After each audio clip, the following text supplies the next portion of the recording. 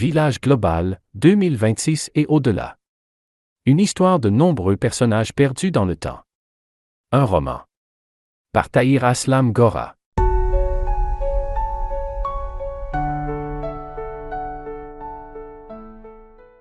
Chapitre 1er.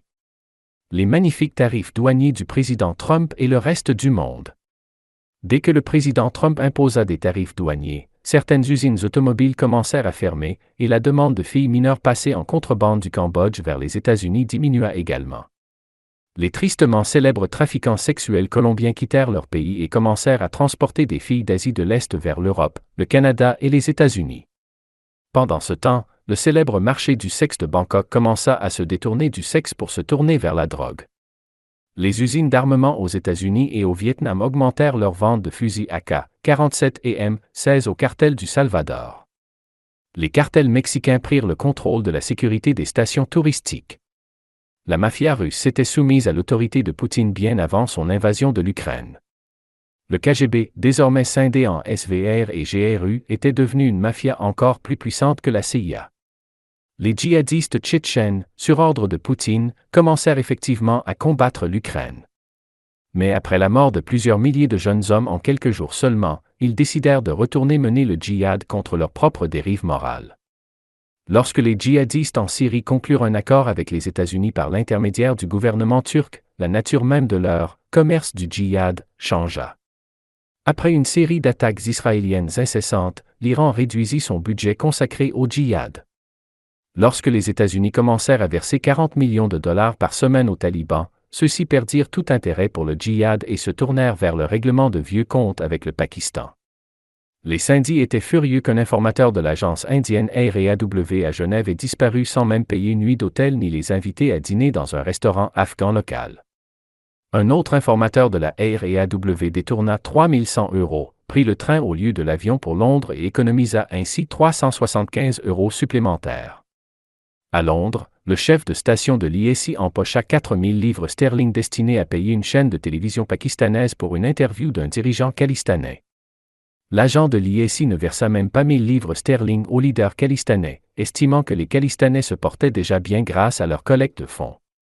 À Genève, lors d'une conférence des Nations Unies consacrée aux femmes yézidis, le diplomate irakien refusa de payer les frais de participation des femmes invitées. Au Canada, le secrétaire d'une organisation de journalistes libres, Michael, viola une journaliste réfugiée afghane en lui assurant qu'il renforcerait son dossier de demande d'asile. Il continua à avoir des relations sexuelles avec elle sous cette promesse, mais lorsque sa demande fut rejetée, elle déposa une plainte dans le cadre du mouvement #MeToo. Dans une université canadienne, le professeur lui fit réussir un chauffeur de taxi pakistanais à son examen après avoir établi avec lui une relation sexuelle sous prétexte de multiculturalisme. Après leur 4e défaite aux élections fédérales du 28 avril 2025, les chances du Parti conservateur du Canada de subir une 5e défaite en 2029 augmentèrent, principalement parce que sa bureaucratie interne avait abandonné les valeurs conservatrices pour imiter celles des libéraux. Les Canadiens commencèrent à se demander « Pourquoi voter pour de faux conservateurs quand on peut voter pour de vrais libéraux ?» Le jeune président du Salvador reçut un accueil chaleureux de la part du président américain à la mi-avril, ce qui rehaussa son statut. En raison de son héritage palestinien, il était perçu comme musulman dans certaines régions du monde, mais il assura le président Trump qu'il était chrétien. Le président Trump admirait le prince saoudien Mohammed Ben Salman, celui-ci ayant laissé entendre qu'il investirait 1000 milliards de dollars aux États-Unis. L'opinion publique américaine était divisée sur Trump comme la crème se partage, moitié-moitié, dans un café americano. Après avoir affirmé pour la 50e fois qu'il avait empêché une guerre nucléaire entre l'Inde et le Pakistan, Trump se rendit en Arabie saoudite. De là, il partit pour le Qatar, où l'émir annonça le cadeau d'un avion Air Force One d'une valeur de 400 millions de dollars, achetant psychologiquement et moralement l'Amérique, un pays à l'économie de 30 000 milliards de dollars. Les histoires du village global d'aujourd'hui sont sans fin.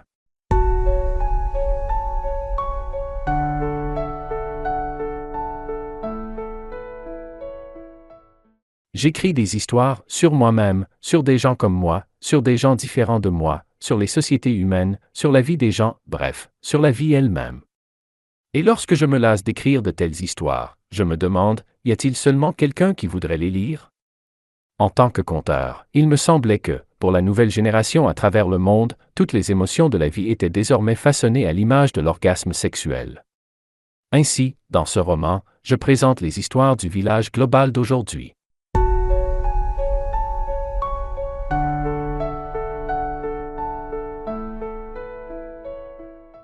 Je me demandais, dans les mois et les années à venir, les progrès spectaculaires de l'intelligence artificielle pourront-ils sauver les jeunes fils des mères baloutches des griffes de l'armée pakistanaise? Pourront-ils mettre fin aux guerres civiles qui ravagent de nombreuses régions d'Afrique?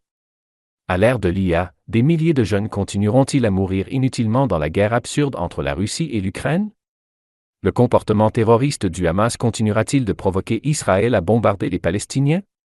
Ou bien l'intelligence artificielle, contrairement à notre soi-disant intelligence réelle, établira-t-elle une intelligence supérieure capable de résoudre les problèmes mondiaux?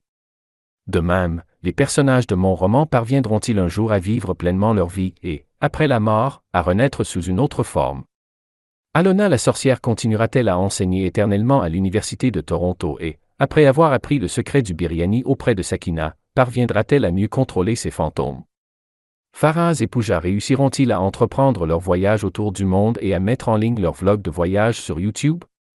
Le frère de Pooja, Rahul, restera-t-il à jamais prisonnier de l'ombre du désespoir? Rajni deviendra-t-elle de plus en plus amère en réaction à la propagande contre les hindous? Les dirigeants mondiaux tels que Trump, Poutine, Modi, Mohammed Ben Salman, Sheikh Zayed Ben Nahyan et le roi Charles finiront-ils par se lasser, par s'ennuyer, et seront-ils remplacés par de nouveaux dirigeants semblables à eux? Et lorsque ce moment viendra, Tommy, avec son chien et son chat, observera-t-il les jeux du monde et les récessions automobiles lors de nuits noires et silencieuses au bord du lac, dans le cadre de sa retraite?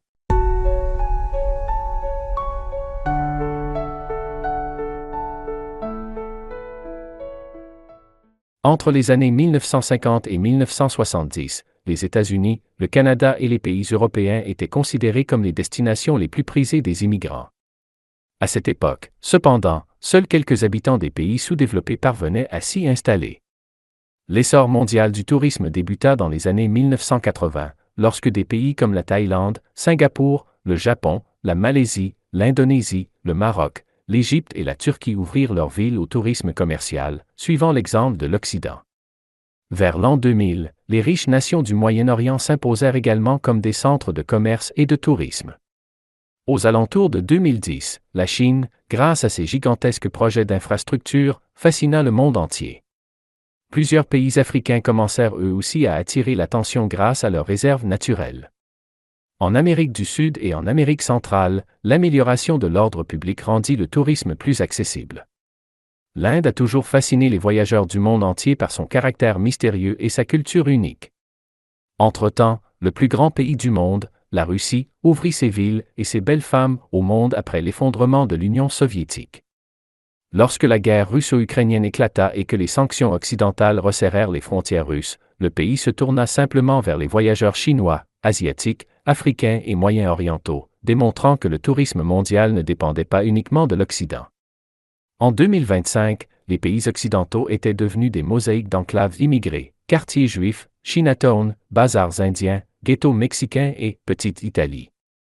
Dans la région du Grand Toronto, au Canada, la moitié des 6 millions d'habitants étaient nés à l'étranger. C'est dans ce contexte et autour de ce point central que se déploie ce roman et ses personnages.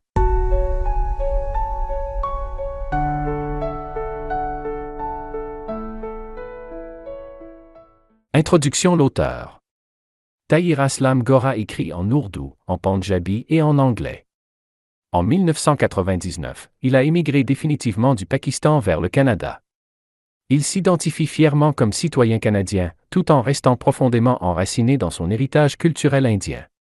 Au Pakistan, il dirigeait une maison d'édition et contribuait régulièrement par des chroniques politiques à divers journaux. Au Canada, il est le fondateur de TAG-TV, une plateforme médiatique multiculturelle. Son talk-show Bila Takaluf a cumulé plus de 200 millions de vues sur YouTube. Il a également écrit comme collaborateur indépendant pour The Hamilton Spectator et The Huffington Post.